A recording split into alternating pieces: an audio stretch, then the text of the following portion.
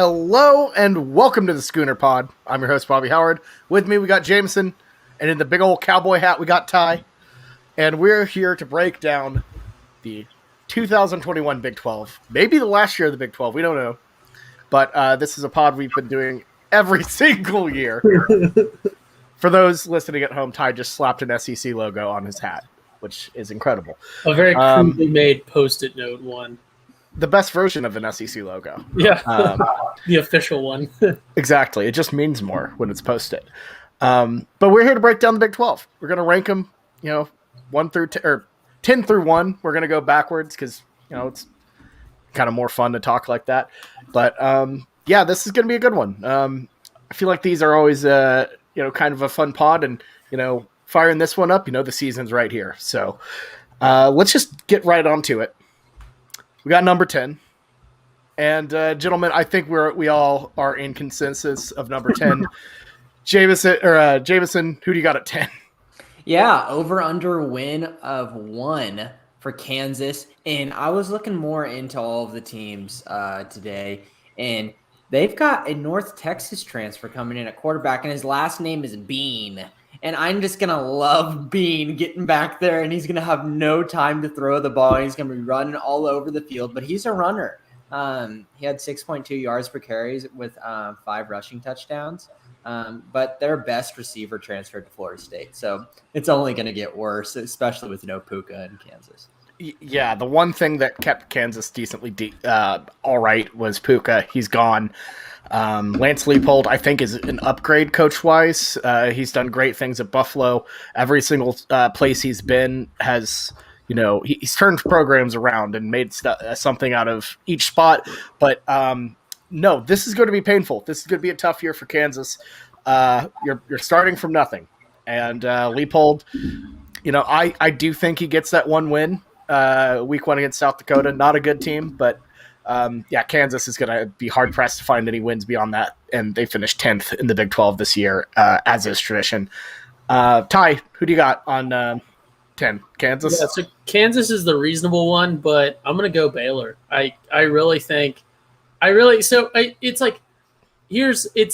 not a reasonable pick, I understand. But at Kansas, with a new coach coming in, one that's known for turnarounds, they're at least on sort of the upward trend, right? They've hit rock bottom. They're just going to keep it grinding there, or they're going to improve. Baylor, I think, is still on that downward trend. So, kind of spoiler alert, I guess it ties us into 9 a little bit well, but very low probability.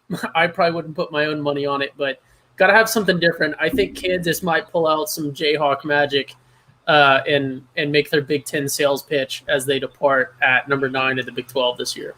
Just have Kansas and Baylor both be awful, and KU gets that win. Well, yeah, so my scenario is kind of just both of them are just atrocious in the Big 12, and then Kansas just happens to eke one out against them or something. So I'm guessing you have Baylor at 10. I guess you have Kansas at 9 as well. Yeah. So that's it's a kind of a spoiler, but yeah, I'm thinking Baylor. When it rains, it pours. On the downward trend, I think they're going to keep going down because I think Baylor opens up. I know it's not a Big 12 thing, but I can see Baylor taking a terrible win for Baylor's morale against Texas State, which is their opener. And then Texas Southern, who knows? But then they roll right into Kansas. So it's just right away. So I could see Kansas having some sort of momentum because they know that this is their one shot before things plummet for them. So yeah, Kansas could have a winning record if they go on and beat Baylor. They have them at home. That is their shot. And if they lose to Baylor that first week, there's really no journey to getting that second win. So they're going to know their fate extremely early, and especially if they lose to South Dakota. Yeah, they're going to have to do that one right out the gate. But here's the thing, Ty. I don't think you're too far off with your number 10 because my number 9 is Baylor. I'm completely out on Dave Aranda as a head coach. He just screams coordinator to me. I know the defense is going to be fine, but no Charlie Brewer. The degree of fall off that Baylor had losing, Matt Rule and everything was just so stark to me. And I think the Bears are worse than people think. If you look at the Big 12 media poll, they have Baylor's at 8, but I feel like, you see some situations where they've snuck up to even 7. I think the Bears are going to be not great this year. Baylor will be back to the dregs of college football. That's my prediction. Yeah, and the thing is, with them being at 8, I feel like it's a little weird comparative to a Texas Tech, but we'll talk about that later. But the skill positions, there's just not too many like guys that you recognize that have popped in the past year that you'll recognize their name. At wide receiver, Tyquan Thornton and RJ Sneed, they're good, but their quarterback, we don't even know who's quarterback. Jacob Zeno was a guy that showed some good looks last year. And I know Boaton Blake was interested in Zeno, but Jerry Bohannon looks like a guy who might be the starting quarterback. And can they get the ball to their wide receivers? It's, like you said, they're going to have a decent defense, but I don't trust their offense at all. Yeah, I mean, I'm with you. I think that offensively, it's just too much of a question mark. Who do they have as their offensive coordinator? Is it? I know for a while they had Larry Fedora of OSU fame. I think they got rid of him, but I don't know. Baylor is. I just feel like they're in a bad place here. Okay, good luck to you then, Baylor. But they're my number 9. Jameson, who do you have at your number 9? Yeah, that's what I had at number 9, Baylor. I pretty much, I put my point there. I think we're all, in accordance there, even though the Big 12 preseason polls don't think so. But those are media voted, and how many media are keeping up with all of the overturn of all of these teams.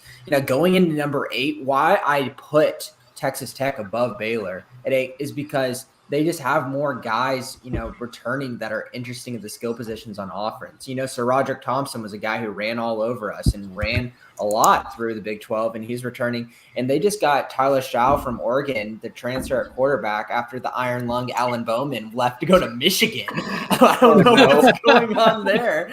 Like the Iron Lung wants to go to Michigan. So there's just jokes to be had there. But, they have a guy that in Oregon that led them, to the Pac-12 championship.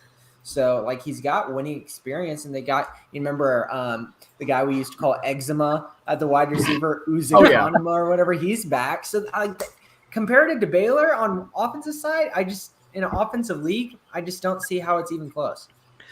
And my thing is, I actually really like Texas Tech. They're not in my 8 spot. I have West Virginia. But the Red Raiders, I feel like, have a sneaky good defense, honestly, all things considered. I know you see that brand, you see the double T, you think about the Mike Leach era and everything, but, that defense has gotten better.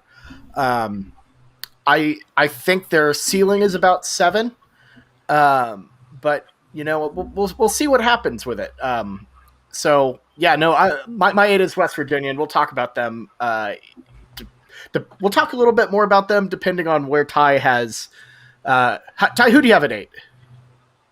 I got to go up my list. Okay, so at 8, I really don't know why. Now that we started talking about it, at 8 I had Tech, and I was aware of their Oregon quarterback coming in, and I think that that's really good for them because there are fairly similar systems, at least traditionally, in what Tech always tries to do and sort of Oregon in terms of the style of the team, if that makes sense. So I can see him being a good fit, like you guys talked about. I'm not really high on Tech this year. And I'm not entirely sure looking back when I was doing, reading. I guess when we start talking about West Virginia, maybe something will click for me and I'll remember why. But yeah. At 8, I've got Texas Tech. Fair enough, because I think really it's a flip-flop between 7 and 8 for West Virginia and Texas Tech. I feel like they're very similar teams in similar places where, both high-powered, incredible offenses that lost their head coach, and then they decided to convert to more of a tough-nosed defensive system. They've both been going through these transitional periods where they're trying to change their offense a bit. And frankly, I just haven't liked either of their offenses so far. I'm not big on Neil Brown at West Virginia. I know a lot of people are pretty big on West Virginia, having them closer to 6 than 7. So maybe this is a bit of a sour take, a little bit out there for me. But I think West Virginia just doesn't. I do not see them having a good year this year. A little bit sour on them. I'm not big on Daggy as a quarterback, and I think the Neil Brown move was a little bit too sharp for West Virginia. I think it's going to take a little more time than people think for them to get up and running. Yeah, and my part was moving forward with West Virginia at 7. I know that you had them at 8. Me at 7. It's like the West Virginia culture on defense is kind of what I'm moving forward. Is there Texas Tech has these skilled players, and we always say it every year. Like the years that we thought Alan Bowman could actually go out and throw some balls. You know, he had TJ Vasher, going to throw it to TJ Vasher, and it never really just pans out. But West Virginia always just has this scrappy defense, while Texas Tech never really has that too much of a scrappy defense. That's why I lean back on. At least they have a running game in West Virginia. Letty Brown's back. You know, he was a 1,000-yard rusher last year. And even though they lost, you know, Darius Stills on the defensive line, West Virginia, they've got the little brother and Dante still there. So they still got a good core on the defensive end. So, but yeah, definitely a toss-up. And I think partially for me, it's because we didn't see West Virginia last year. At least OU never played them due to COVID. That game was rescheduled twice and then canceled. I forgot about that. Yeah, I totally did too. I was like, man, why don't I remember anything about West Virginia last year? Well, there you go. It's because we didn't play them. So that's probably slightly biased in my mind, but I have them there. Ty, you got West Virginia at 7? Yeah, so and if I can talk about it for just a second. Absolutely. So actually, Jameson, when he started talking about it, then I pulled up the rest of my notes here, hidden for you guys to not steal my takes. But West Virginia, even once they had their coaching turnover, they had always been sort of a scrappy team. They'd never been really that successful in the Big 12. I think we all know that. I'm not trying to talk down on them. That's just a realistic evaluation of their performance. But they've always seemed scrappy in the sense that they've never not cared, because there's always been, especially with West Virginia and OU, there's always been heated arguments, some shoving, and some extracurriculars have always occurred. You see the same thing when they play Texas and some other teams. And I thought, maybe it could be a coaching culture thing, but it's a lot of the same players, and that's kind of carried over. So I think that scrappiness, when I think about West Virginia, and like you said, Bobby, it might be a recency bias thing, having not seen their performance last year, because I don't think I watched any of their other. I probably watched West Virginia, Texas, but they've always had a sort of a scrappier, they want to be good culture, and I think that's really, we're starting to get into another tier of the Big 12 here. It's still not very good, but the Tech, KU, Baylor are, one of them might surprise us, but West Virginia, they're not good, but they care, and I think that's going to bump them up a little bit in my book. So that's my 7. Yeah, definitely. They're in that weird middle ground that won't really impress you, but like you said, they're a gritty team. They're a hard, tough-nosed team. I don't see them making a ton of noise this year. Moving on, number 6. I'm not gonna lie, I had a tough one. I had a tough time putting them here. Kansas State. I really think this is a team that I would circle in terms of, like, I think they can make a rise. I think they could be higher than 6, but due to just some reasons, I just don't think I can put them higher than the other 5 teams on this. I think they were beat up a lot in 2020. Having Skylar Thompson out was an absolute season killer for them. But in general, Chris Kleiman and that team, they're scrappy. They're good. OU saw it, firsthand. But they just got flat out talented in some games last year, getting blown out against Texas, blown out against Iowa State. I think, the injuries were a thing, and I do think they improve, but just too many red flags for me to think that they can string together enough runs to really break into the top half of the Big 12. But if they do, if they keep Skylar Thompson healthy, if they keep Deuce Vaughn healthy, then, hey, this could be a weird K-State year. But I think it's just probably safe to keep them at 6. Jameson, who do you got at 6? Yeah, K-State. It's just Skylar Thompson's 24 years old. 24. That is just so weird just to say out loud. So, at least he has experience of What's wrong with being that? there's nothing wrong with being 24. I'm just saying in college, are getting away from us here. But yeah, he has experience What's wrong of being with being 24 and in college? No problem. I got school for a lot longer too, buddy. But yeah. Yeah, so I mean, I think that it sets them up for a mediocre year. They're better than the teams that have a lot of question marks because they don't have as many question marks. They have solidified one of the better young running backs in the country last year in Deuce Vaughn, who's just an extreme, force out of the backfield and catching the ball at 5'5". So I just think they're just middle ground. They're going to win some games that they shouldn't, and they're going to lose some games that they shouldn't. Yeah, I think that's fair. I think that's a standard par for the course Kansas State year for sure.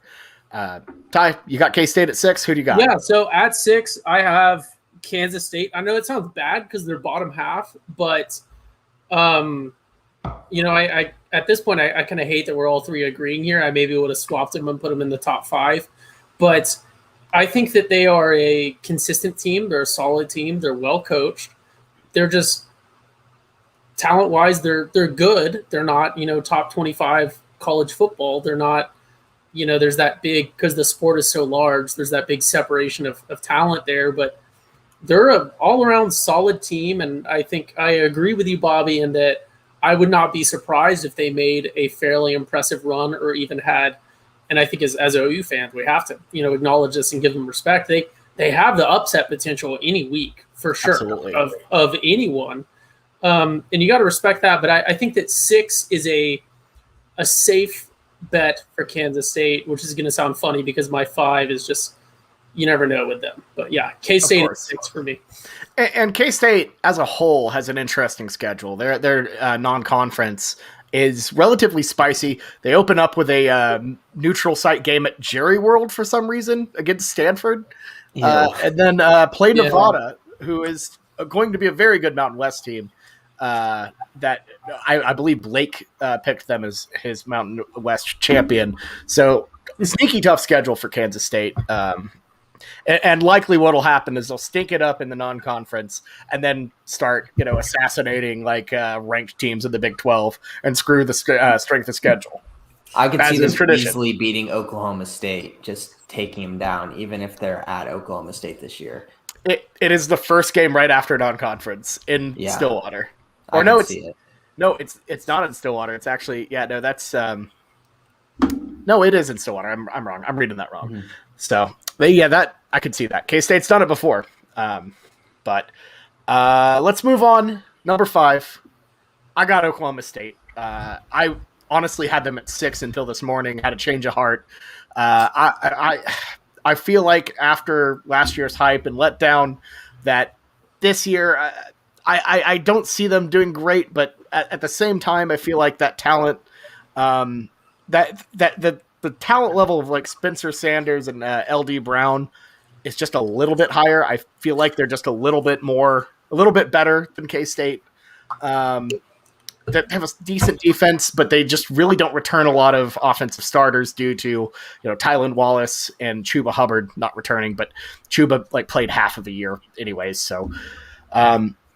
I don't know. I really wonder if is the sun setting on Mike Gundy? Will it ever set on Mike Gundy? Does he just have a job for life now that Boone's gone? I will, if I can say, if Oklahoma State doesn't, and I don't want to reintroduce this discussion, if Oklahoma State doesn't go to the SEC or the Big Ten or maybe the ACC, I could see Mike Gundy being basically tenured at this point. Because Oklahoma State is going to be pretty competitive. If they stay in the Big 12, they're going to be pretty much a lock to just nail it every year. And then anywhere else, even in the Pac, I think they'd be pretty competitive, at least divisionally. So I think they'd be good in the Pac. I think they could win. Yeah, I think they could win the Pac. But I think they'd be competitive in the ACC, depending on where divisionally they went, if they did. But that's a whole nother discussion. But they would be good Clemson fodder. The team that shows up to a strength of schedule, basically sacrifice. The team that shows up to Charlotte every year and gets murdered. That's what OSU would be at the ACC, I think. But Ty, do you have OSU at 5? I do not. I hinted at inconsistency, and Oklahoma State. I know we always talk about them with sort of hype and inconsistency, but Oklahoma State is always sort of at least competitive against people. And I hate to cut you off. Yeah. I wanted to ask Jameson if he had OSU at 5. I do. Okay. So we'll let Jameson go then. I want to hear your spicy number 5 right after Jameson talks about Oklahoma State, just so we can keep it cohesive. Jameson, tell me about the Pokes. Yeah, I have them at 5. It was a struggle with me with Kansas State because I could see them dropping as well. But kind of the same thought for you. My big thing is just, can we rely on Spencer Sanders? He's got the talent you talk about. He is more talented than Skylar Thompson, but is he more composed than Skylar Thompson? And he's not. And he's not. His offensive line to begin with last year was already tough, and they lose Tevin Jenkins, was a really good offensive tackle going out. And then he loses his safety blanket to wide receiver, Tylan Wallace. And whenever he was any problem, they just threw a moon ball to him, a jackpot. And then is either a pass interference or Tylan Wallace made something stupid. Also, Dylan Stoner's gone because Dylan Stoner was there for like 9 years. So, and plus Landon Wolf, they have a lot of wide receivers leaving. They're going to really rely on Brennan Presley, and hopefully he becomes their next big guy.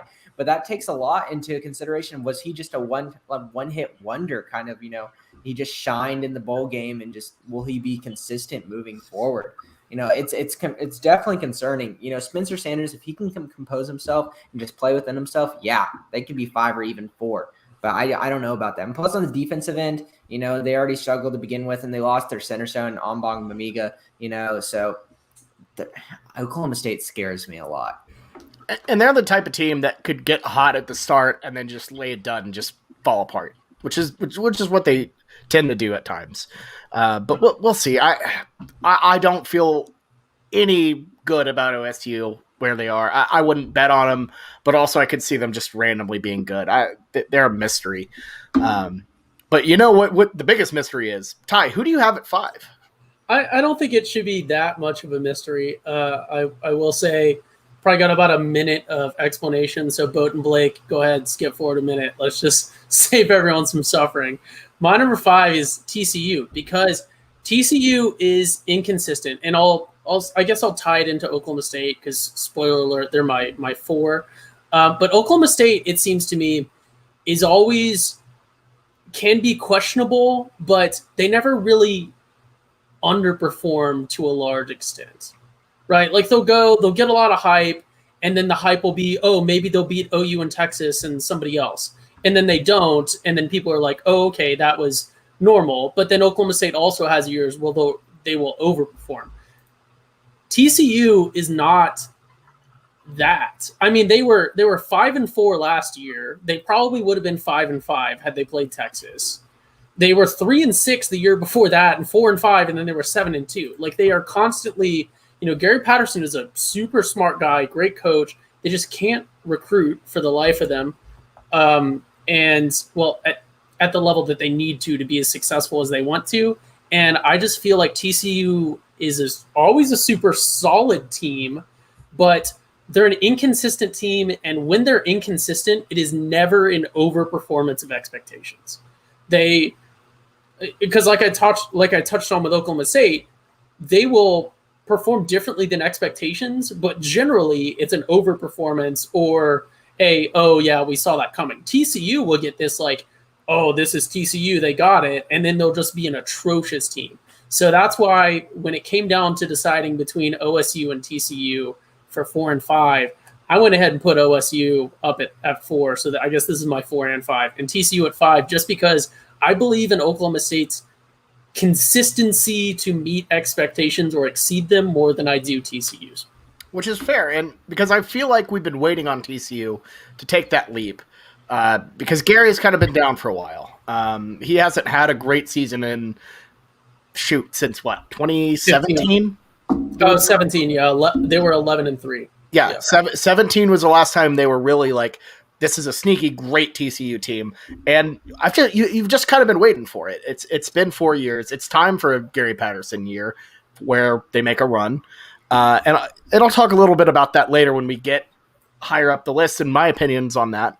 I'm personally high on the Frogs. If you listen to the gambling podcast, you know that.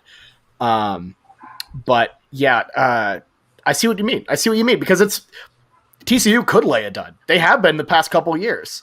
And at some point, it feels like you're playing roulette and it keeps landing on black. At some point, you feel like Gary's going to get it on red and it's going to actually hit. But yeah, then it hits the green. The green is the year they kept losing all those. The green is, oh shoot, OU and Texas just left. We won the Big 12, but at what cost? The green is we win the Big 12, but now we're in the Mountain West again. Yeah. Oh, that's mean. That's mean. Okay, number 4, Ty has OSU. Yeah. I will say what I have to say. Jameson, who do you have it for? Yeah, I have TCU. Here's my thing with TCU. I understand the hype. I understand they have a lot of tools to be a team that can be sneaky and be big time. But that's trusting, will Zach Evans work out and will he get fed over and over and over? Because he should. He was one of the best running backs, if not the best running back coming out of his recruiting class. And the snippets we saw of him last season showed that TCU should be giving them the ball way more. And Max Duggan coming off, people were scared about his heart thing. It looks like it was probably the same thing as, a lot of people have and just don't even get diagnosed with it. So he should be fine. And he's got Quentin Johnson, the wide receiver. That was a big-time get and flip from Texas in recruiting. They've got tools around them. Here's the thing. If you remember watching them last season, what was the thing that killed them? It was their offensive line. Offensive line was atrocious. So they've got a block for their guys, and offensive line is the most important position in quarterback. Even more than quarterback, what I'm trying to say, in college football. And then another thing I want to hit on with TCU is what worries me, why I wouldn't put them above like a Texas, is their safeties. They just lost Traven Murray and, Adarius Washington.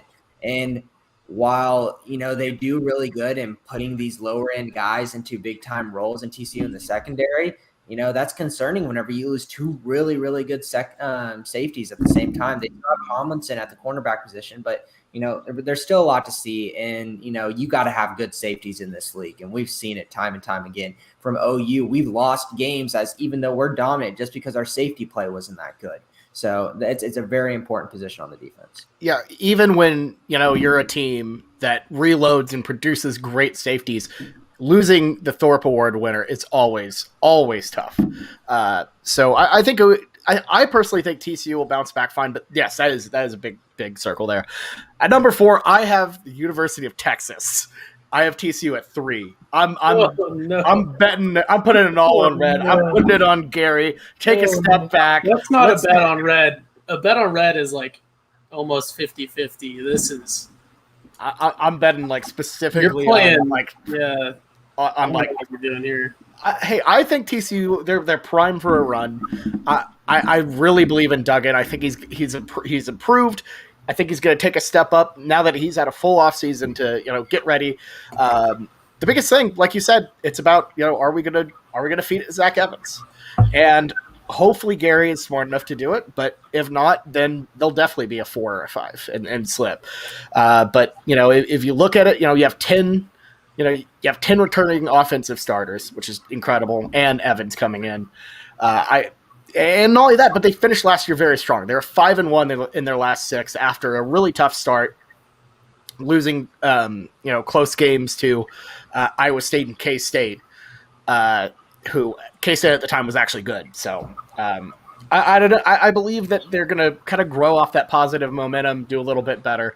And I think they have some good games out of them. I honestly think it's going to boil down to that last game of the season for TCU at Iowa State on a Friday night, which is literally that is how seasons die right there. So I think that's where they're going to end up tripping up. But I think that's this could be a 10-year or 10-win season for TCU. I'm really, really big on the Frogs. But let's pivot back to number 4. University of Texas. I think, losing Ellinger is a bummer for them. I think I don't know. It's a bigger bummer for OU fans because he was just Ellinger and he who shall not be named. They were the ultimate villains. It was just like so easy to root against them, and they were like anyone that just turned on a TV to like the OU Texas game was like, wow, like this pair is insufferable. I'm gonna root for OU. Like, how can you? It's harder to root against Sark and Casey Thompson, who is an Oklahoman kid, and I just hope nobody gets into the Charles Thompson stuff, and that would be a pretty lowbrow. But they're a lot less hateable now.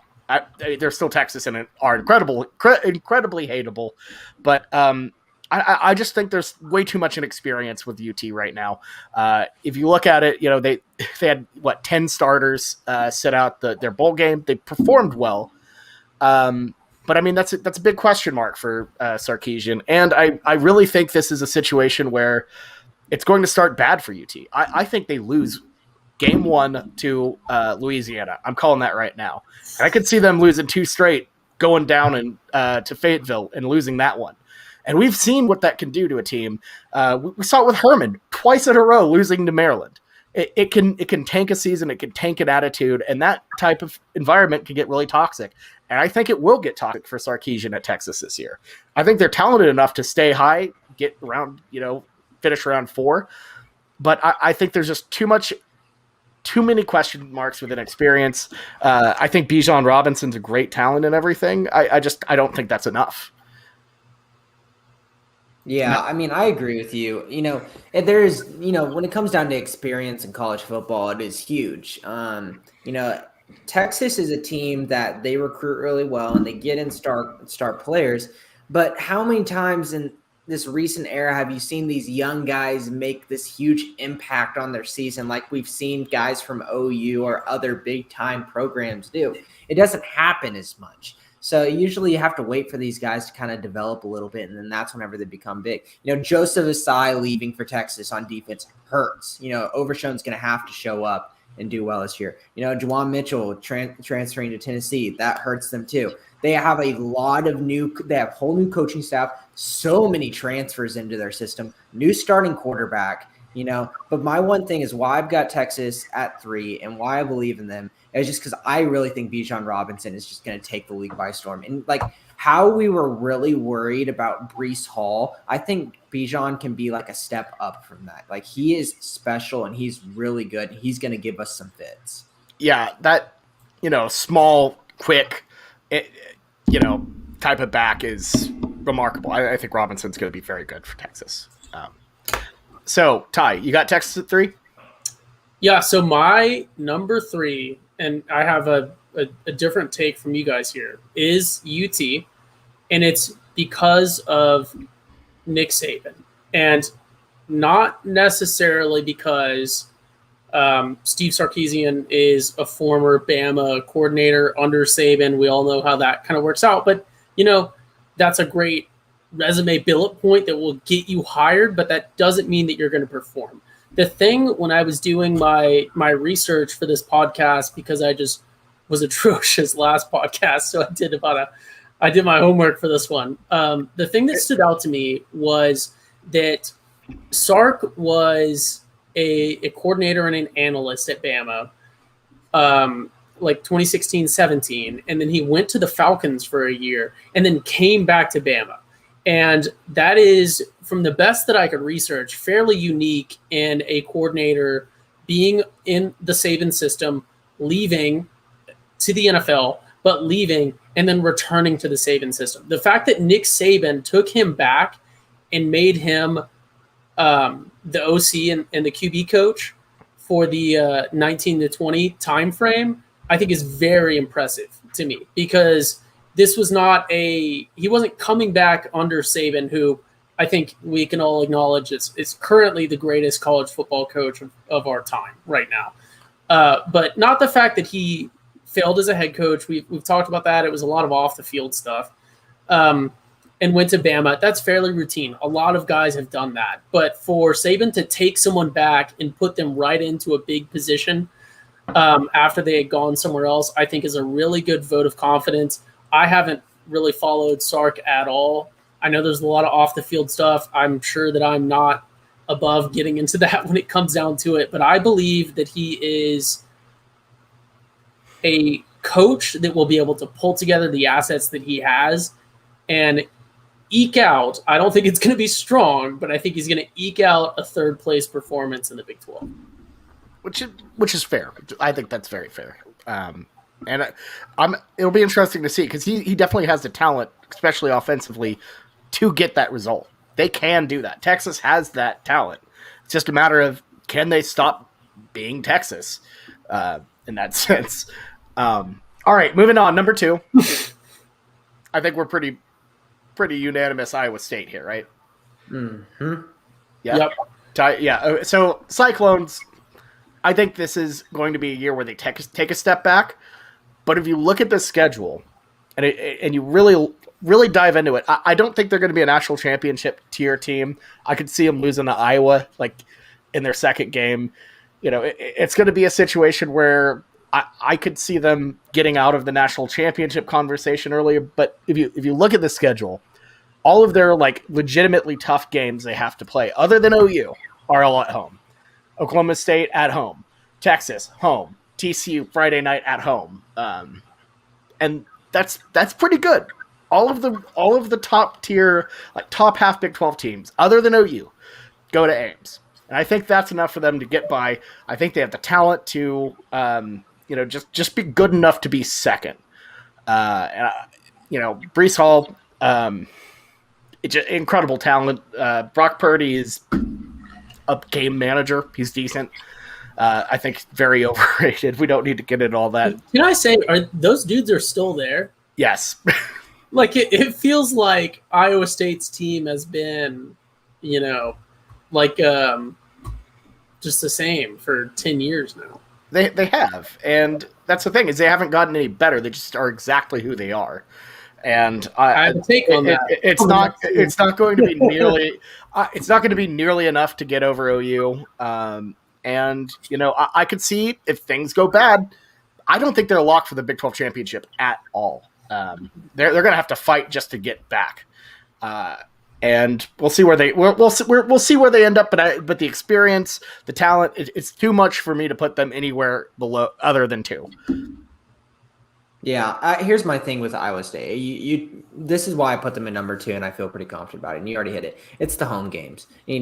We've always talked about whenever you go certain places, whether that be the weather impacting, or just the environment in Iowa, in Iowa State and Ames. It's just a place that's spooky. So Ames is too spooky, and that Friday night spook is just too much for me to think that TCU is going to even have a chance in that one. But just going back to it, Charlie Kolar is a guy that we need to bring up every single time in Iowa State talks because he's the guy that, it makes them special whenever it makes Brock Purdy look like a competent quarterback. Yeah, he's an average quarterback, but he makes them look good and puts him in talks that, is Brock Purdy a name that all college football fans should know? And Charlie Kolar should be a guy that should be in their, in their brain too. And he will be. They have got a good offensive line. They'll feed Breece Hall. They'll do what they need to do. But, if we could if Iowa State could take back their defense from 2 years ago when they first started to be good and then combine it with their offense this year, then we'd have a scary team. My thing is, they have a decent defense this year. They're 12 of their top 15 tacklers returning. But, they don't have the big name guys on defense. They're big seniors that they had 2 years ago that put them on the map in the Big 12. Yeah, that is true. That's your step back. Ty, your take on the Clones. Yeah, so no spoilers here. Second up is the Iowa State Cyclones. I will say I think maybe if we still have our Iowa State listeners, they're going to be mad at Jameson for calling Brock Purdy an average quarterback. So start. I want to go quick fire through this. I do want to say Matt Campbell is a coward for not going to the NFL, but he's an amazing coach. And the only reason that he's a coward for not going to the NFL is because he could be successful there. He's been ridiculously successful at Iowa State. There's a lot of coaches that couldn't do what he did there. But if you're just sticking at the same level that you're at, not moving forward, it shows me that you're afraid of what's to come. Is it good podcasting that we completely say the same things every single year? Yes. Is it good inside jokes? When Iowa State gets a different team and there's different stuff to talk about, we'll have different things to talk about. But literally for my entire tenure on the Schooner Pod, we've had the same quarterbacks, the same coach, the same everything for Iowa State. So I can't help but to recycle content because they performed exactly the same. They've had the same coach. They've had the same finishes. And that leads me to my final and most controversial point. They're literally a programmed video game NPC. Oh, no. They are. Oh, no. They're on the hard setting. They're not easy to beat. It's not a layup. It's not something you play in the tutorial. They're like the final boss, midway through the game. They're not the ones that you're playing in the championship, in the postseason or whatever, but they're like the mid-level boss. And they're not there to succeed. They're not there to win. They're an NPC. They're there to be good enough and to give you a challenge and make you fail. And when it comes to OU, because this is an OU podcast ultimately, and when it comes to OU, the OU Iowa State game is always OU's to lose. It is not Iowa State's to win. They're not a team that should beat OU. They will only beat OU if OU doesn't perform like they should. If OU does not play like a champion, Iowa State will win. But Iowa State's not a team that we're ever going to see in the playoffs. They're not a team that's ever going to be nationally successful. I'll go ahead and say that right now. Oh, yeah. I think that's a fairly reasonable take. And that's all I have to say about Iowa State too. I'll say, I will say, I know we're reusing the take, but here's the thing. It was better eloquent, or it was more eloquent this time, better presented, because that's kind of how their style is. They force you to make mistakes. They're steady. They offensively don't, try to, blow. They don't try to blow the doors off of you. They just try to do what they do and wait for your defense to screw up. And that's kind of why they are at NPCs in a way. Well, yeah, and if I can say, that shows how well coached they are, because anyone that's played football at any level knows. I stopped playing in 10th grade, but I know that before every game, your coach is going to tell you, hey, go out there, do what you need to do, and execute. And any coach can say that. Most every coach does say that. Iowa State does that every single game consistently. And that speaks to how amazing Matt Campbell is as a coach, no matter how cowardly he is. He's a great coach. I think he's a coward because he's afraid to leave a place where he's a god. And, I'm just saying. He's in the little pond right now. He's a coward because he's not going to Texas or Texas A&M, where they'll try to fire him every 5 minutes. I'm kidding, of course, but also fire Matt Campbell. Fire Matt Campbell. Paul, I think he's too scared to coach in the SEC. He doesn't want to listen to. They don't get the Feinbaum show up in Iowa. They're just happy with their drinking quality of drinking water in their public schools. Okay, that's enough Iowa State talk. Iowa State fans, I love y'all, and please come back for that game. He does not love y'all. That is a lie. Okay, I'm just opening up the mailbag right now. Just DM us or tweet us, and we're going to open up that mailbag right before the Iowa State game, and we're going to have ourselves some fun for sure. An Iowa State fan only mailbag. I want it. So let's finish at the top where we always finish.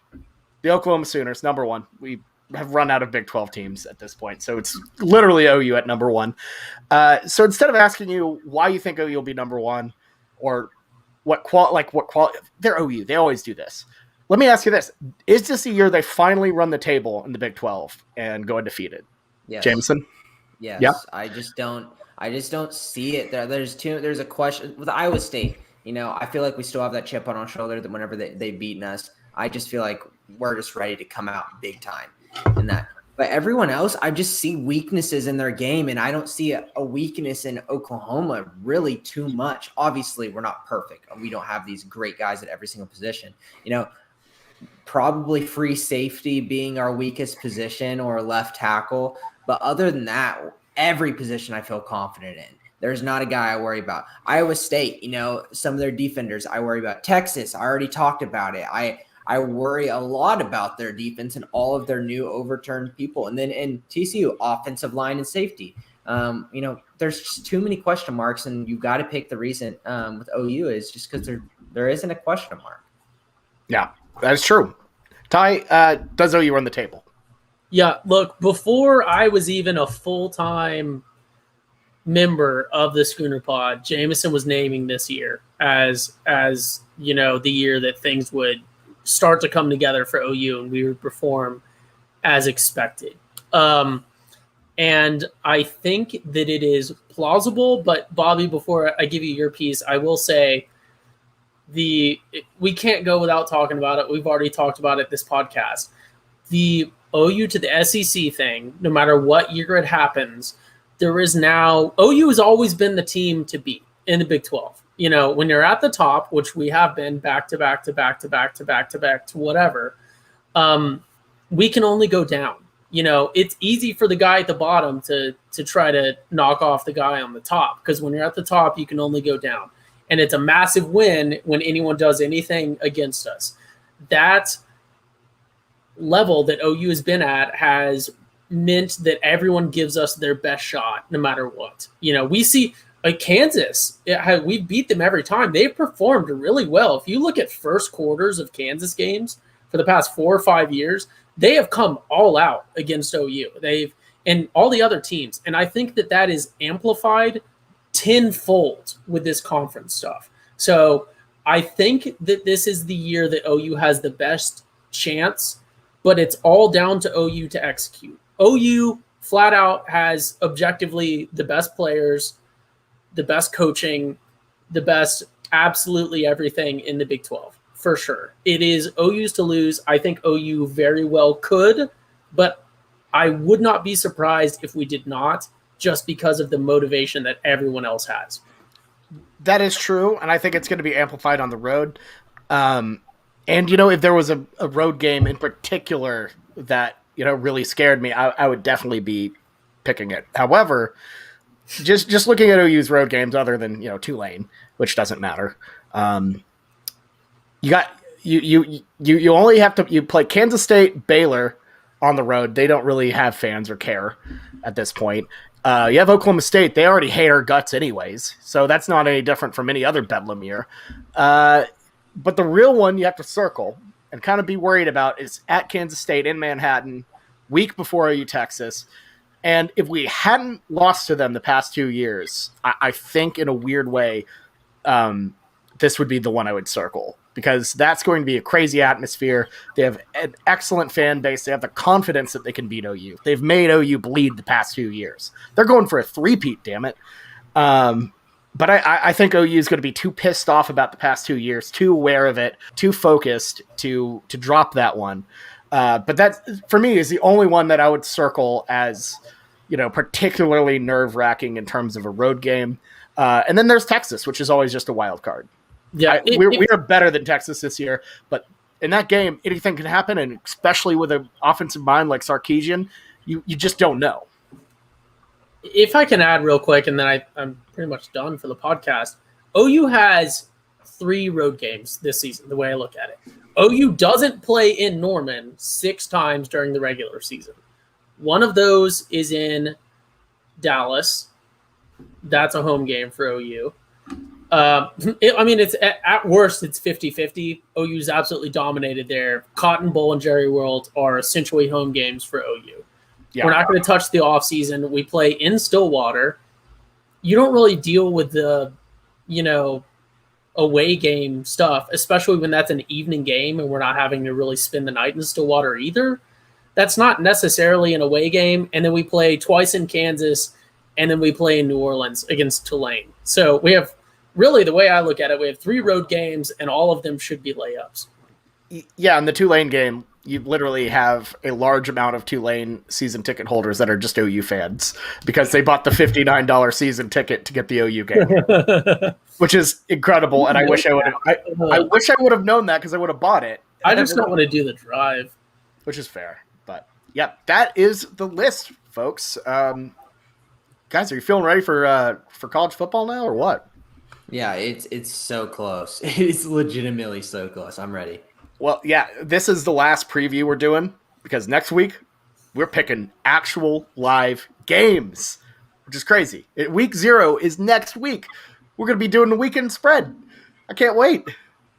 Yeah, I'm we'll gonna do a little announce bit it of now. a depth chart too for OU, try to get an idea of what's going on because I kind of hinted at it. Offensive line is probably our biggest question mark. We don't know what's going on there. We're flipping and flopping everyone, and Bill Bedenbaugh is just going to do that anyways. So, yeah, we'll give a projected depth chart real quick too. Yeah, absolutely. That will definitely come. It might come as like our game preview for Tulane because we don't really have – you're not really breaking down matchups for Tulane. But Sure. so, Good call. we will get down to that because – especially on the O-line, that is a big mystery. We'll see how that goes. But I'm excited for depth charts, excited for the season to start. And, guys, truly can't wait. So, Ty, anything else you want to say before we head out? Yeah, I'm so excited. For the podcast listeners, I don't even know if people are watching the video, but I'm literally becoming a cowboy hat person this season. So we're just going full insufferable. Yeah, I'm super excited for that. I don't know if anyone else is. It's terrible. It's miserable, but I'm going to become an OU cowboy hat person for sure. I love it.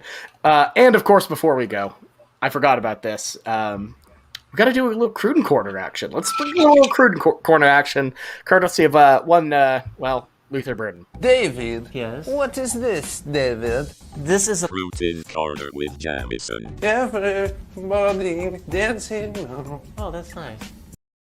Yeah, 2022 wide receiver just got horrible. We had 3 of the best wide receivers in the country committed to us. Jordan Hudson, Taylor Shetron, Luther Burden, and they slowly trickled off. And I'm realizing, Luther Burden, is probably leaning Missouri now, and Taylor Shetron goes to Oklahoma State, and Jordan Hudson going to SMU. Like, this is weird. We're not losing to Alabama. We're not losing to Georgia like, we've lost in the past. These are just come on now. Like, I understand Oklahoma State offered Shetron's, fraternal twin brother, and that's the only reason, that he wants to play with his brother and family's big to him. But this Missouri thing with Luther Burden, let's just dive into that. I've got kind of a theory. I was reading some people's thoughts on message boards and stuff too, and I kind of just came to this. He said it was a business decision in his post. This is the best wide receiver in the country, if for people don't know, in this current recruiting class. That was an Oklahoma commit and decommitted. He said it was a business decision. Him staying in his home state of Missouri, being the top guy, being the face of that football program, how much can NIL impact there where they're saying if you stay in Missouri, you're going to get bags because you're going to be that dude. You're going to be the celebrity of the Missouri football program from freshman all the way to your junior year. And that whenever you're a top 10 guy in the country and you commit to Missouri, and he especially likes staying close to home, it's always been a thing that we worried about. I guarantee you they've talked about how they're going to set him up for his NIL deals. I mean, they had to, especially, being an East St. Louis kid, that's, he will have a very strong local tie. So that had to have been part of it. I mean, you don't really know. The SEC, we're getting involved fully in the SEC bag drop. And the bag, the Missouri bag just outweighed our bag this time, which is really frustrating and really confusing. Never like to lose a wide receiver to Missouri. Shout out to what was it? Dorian Green something. Beckham, Dorian Green. Dorian Green Beckham. Yeah. Wait, I had a hot take here. I am permanently banned from ever editing Wikipedia because for a year-long stretch, I constantly went to his Wikipedia page and completely deleted any mention of Missouri and only listed OU, where he never played, as his only university for the NFL. And I was eventually permanently banned. I had a bunch of strikes from that, and then the Boko Haram thing was the straw that broke the camel's back. So because of the Schooner Pod, I can never be a Wikipedia contributor ever again. Oh, that's too funny. Yeah, the thing is, we've got bigger bags than Missouri, obviously, but they throw all of their bag on him because that's all they're getting. They're saying, if we got this guy, we're throwing everything we got at him. And, with him wanting to stay at close to home, it's just tough. So now wide receiver, I wish I could tell you names. Evan Stewart is a guy that a lot of, it's another 5-star guy that wanted to commit to us whenever we had a full wide receiver room and we pushed him away. Because we just didn't have room for him. And now he's not even considering us. Is a pipe dream, but he's still I don't think he's considering us. So it's just going to be tough. We're just going to have to take some lower end, not as high end 4-star, 5-star guys and just make it through this year. And then if not, we've seen it with Mike Woods from Arkansas. We can go and grab transfer wide receivers as much as we want. And Mike Woods is showing out in training camp. He's being big time, he's doing much better than they thought he would. We can go grab whoever we need to on the transfer portal market. And the way the transfer portal is, we can kind of probably pry some people away from their teams who are on mid-level teams and want to come compete too. So I'm not worried. The 2023 wide receiver thing, I want to hit on just as an optimistic point to end this. And there's a lot more recruiting, but this is the big thing. Coming up here in the next couple days, the number one wide receiver in country out of 2023, Brandon Ennis, is going to commit to us essentially. And he's going to be joining, Malachi Nelson, the best quarterback other than, Arch Manning, some people think. And then, Trayon Webb, a high-end 4-star, 5-star running back. And, a Malachi Lemon, who's Makai Lemon. And, yes, he's five-star wide receiver too. And we lead for 2 more 5-star wide receivers in that 2023 class. One guy's from Texas, and the other guy just transferred to go play with Malachi Nelson and Makai Lemon at the same high school. So we are set. We just need to wait.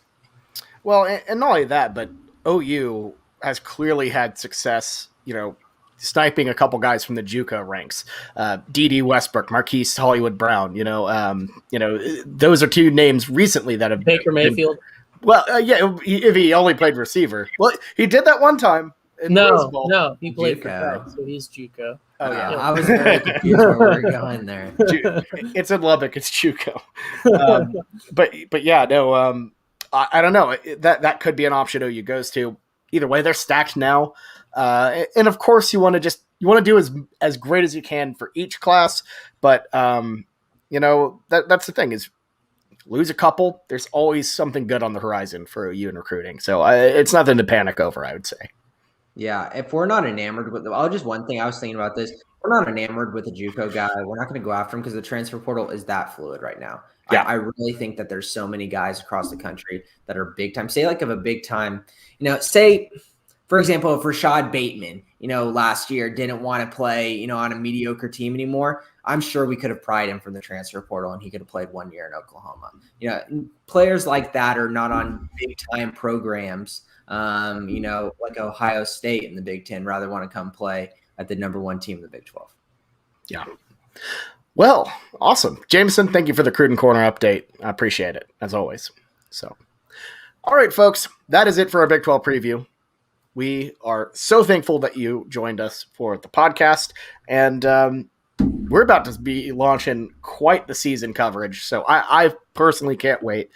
We got a lot of really, really exciting stuff coming your way, and I actually mean that, and not in the sense where it's like we might do like a fun graphic or something. We will do a graphic, but we're doing cool. We have cool stuff coming. We have cool stuff coming. Trust me. So I'm excited. But yeah, for me, Jameson and Ty, this has been the Schooner Pod Big 12 preview. We'll catch you next week for our Week 0 preview and our first edition of the Weekend Spread. I can't wait. Let's talk some actual football, folks. So yeah, have a good one. Boomer Sooner.